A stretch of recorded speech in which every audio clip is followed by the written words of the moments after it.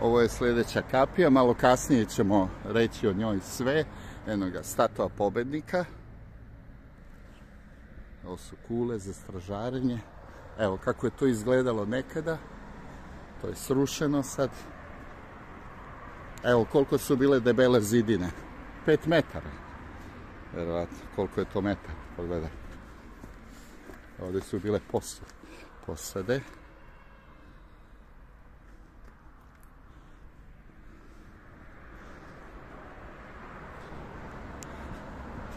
Sad idemo. Znači ovdje su bile posade. Evo koja je debljina. Pa ima 3,5 do 4 metra. Evo i ovdje. Ovdje je statua pobednika.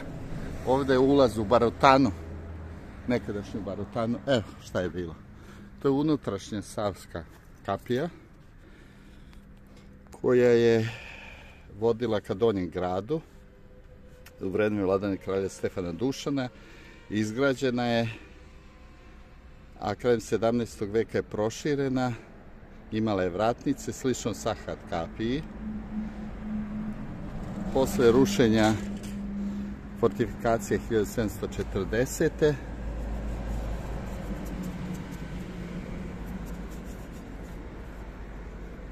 Ovako je bilo tokom radova 2009. Posle radova 2009. Evo kako je izgledalo. Unutrašnja kapija. Dobro. To je to.